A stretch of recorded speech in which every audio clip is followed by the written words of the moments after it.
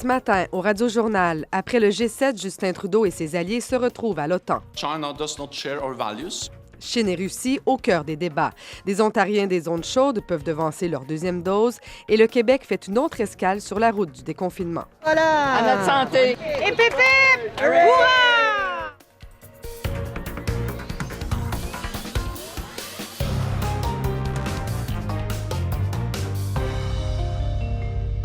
Bonjour, ici Sabrina Mir.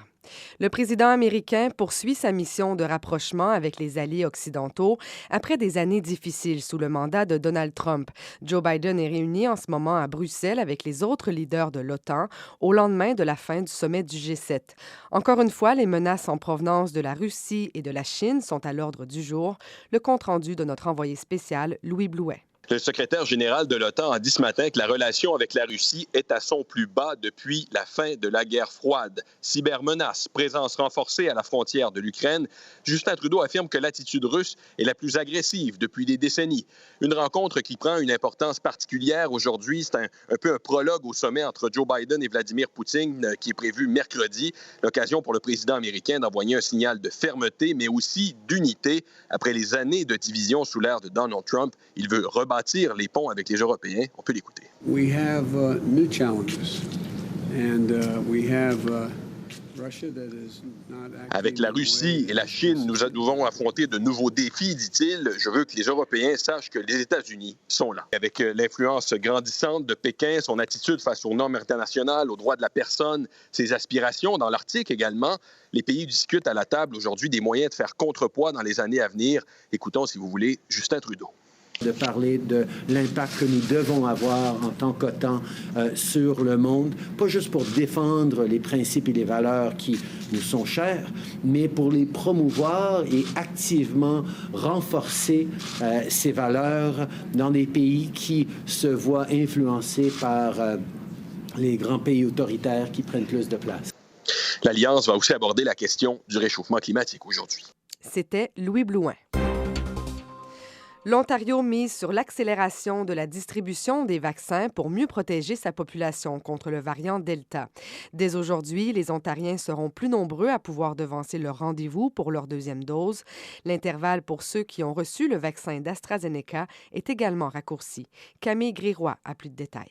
À partir d'aujourd'hui, les personnes qui vivent dans des zones jugées à risque et qui ont reçu une première dose du vaccin de Pfizer ou de Moderna au plus tard le 9 mai peuvent s'inscrire pour recevoir leur seconde dose dès que possible. Cela concerne certains secteurs des régions de Halton, Peel, Toronto, York, Waterloo, Wellington, Dufferin-Guelph et la région de Porcupine dans le nord-est. Ces endroits sont ceux qui présentent les taux les plus élevés de transmission du variant Delta du coronavirus qui continue de préoccuper les autorités sanitaires. Les personnes visées pourront donc devancer leur rendez-vous en passant par le portail provincial, le système de réservation de leur région ou leur pharmacie. Par ailleurs, pour les Ontariens qui ont reçu le vaccin d'AstraZeneca, l'intervalle entre les deux doses passe maintenant de 12 à 8 semaines. Ces gens pourront choisir de recevoir le même vaccin ou un vaccin à ARN messager à la place, puisque l'interchangeabilité est maintenant permise. Plus de 11 millions de doses de vaccins ont été administrées jusqu'ici en Ontario, et la province promet qu'elle continuera d'élargir l'admissibilité aux secondes injections à mesure qu'elle recevra des livraisons supplémentaires. Ici Camille Gréroy, Radio-Canada, Toronto. Le Nouveau-Brunswick se rapproche de sa cible, avoir vacciné 75 % de sa population afin de pouvoir déclencher la première phase de son déconfinement.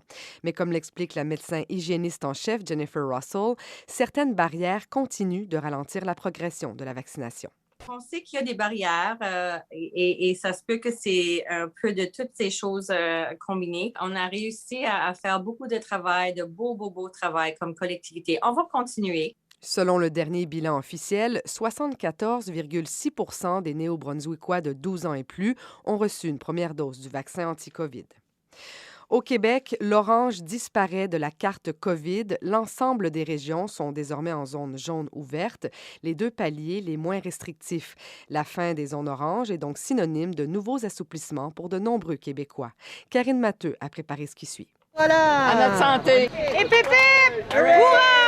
Certains ont tenu à souligner le passage en zone jaune. Dorénavant, à l'extérieur ou sur un balcon, 8 personnes peuvent se rassembler, mais la distanciation physique reste de mise. Savez-vous ce qui me manque?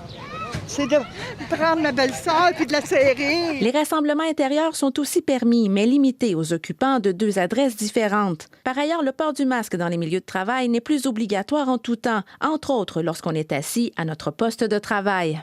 Le microbiologiste et infectiologue Carl Weiss appelle tout de même à la prudence. À mon sens, il est encore trop précoce d'enlever le masque dans des conditions intérieures, dans des zones de travail, lorsque les gens sont, par exemple, autour d'une table dans une salle de conférence. De façon, je dirais, réaliste, le masque a encore sa place. Les sports avec de brefs contacts, comme le soccer ou le volleyball, sont permis, 25 personnes maximum. À l'intérieur, la limite est de 12, sans contact. Éric Côté, propriétaire d'un complexe de hockey-ball à Sherbrooke. On sent que les gens ont besoin de fraterniser, les gens ont besoin de bouger, puis le sport qu'on a tant manqué depuis 15 à 17 mois, enfin peut recommencer. Donc, c'est que du positif puis que des sourires chez les gens qu'on voit. Si tout va bien, dès le 28 juin, l'ensemble du Québec pourrait passer en zone verte. Ici Karine Matteux, Radio-Canada, Montréal. Apparence de conflit d'intérêts dans l'armée, le commandant en chef de la Marine royale canadienne, le vice-amiral Craig Baines, s'excuse d'être allé jouer au golf début juin avec l'ancien chef d'état-major de la Défense, Jonathan Vance, sous enquête pour inconduite sexuelle. Il a reconnu que la rencontre était inappropriée et a décidé de prendre quelques jours de congé. Le vice-chef d'état-major, le lieutenant-général Mike Rouleau, qui a aussi participé à la partie de golf, ne s'est pas exprimé sur le sujet. Le général Rouleau a le pouvoir de lancer des ordres à la police militaire dans une enquête en cours. Moins de voyageurs, mais plus de marchandises illégales, un paradoxe qui frappe les agents des services frontaliers canadiens depuis un an. Le nombre de saisies est passé de 51 000 à 75 000 entre avril 2020 et 2021, une augmentation de 50 %. Voici Marie-Ève Letellier, conseillère stratégique à l'Agence des services frontaliers du Canada. C'est simple, c'est pas parce que le nombre de voyageurs a diminué que nous, on a arrêté de travailler. Les criminels et les contrebandiers, c'est pas une pandémie qui va les arrêter. Avec la pandémie, on a vu une explosion au niveau de la messagerie, le commerce en ligne, et les contrebandiers en ont profité pour glisser de plus en plus de leurs marchandises à l'intérieur de ces mêmes colis. Les quantités de fentanyl et autres opioïdes saisis ont augmenté, tout comme celles des produits illégaux, du cannabis et d'armes prohibées. 2 suspects doivent comparaître à la Cour provinciale de Regina après la mort d'un agent de la GRC en Saskatchewan samedi dernier. Shelby Patton, 26 ans, a perdu la vie après avoir été frappé par un camion volé. Selon la police, les 2 suspects, un homme et une femme, ont fui les lieux et ont été arrêtés plus tard. Ils font face à de nombreux chefs d'accusation. Moscou se reconfine pour faire face à une nouvelle envolée des cas de COVID-19. La capitale russe retrouve les mêmes courbes de contamination qu'en décembre dernier, avec environ 7 000 cas par jour. Pour freiner cette hausse, les autorités ont décrété une semaine payée à la maison. Un confinement strict est aussi entré en vigueur. Les explications de Claude Brulot. Accès limité pour les cafés, les restaurants, les discothèques et autres salles de jeu qui n'ont plus le droit d'accueillir de clients entre 23h et 6h du matin, comme c'est souvent possible dans la capitale russe. Le maire de Moscou fait tout son possible pour que cette fois, les restrictions sanitaires soient plus efficaces que début mai. Les autorités espèrent qu'en réduisant les loisirs des 16 millions de moscovites ou banlieusards, elles les convaincront de davantage se faire vacciner après 7 mois de campagne. Seulement 12% de la population a dit oui à l'un des 3 vaccins russes. Tous les autres leur tournent le dos, soit par méfiance, soit parce qu'ils ne se sentent pas contraints.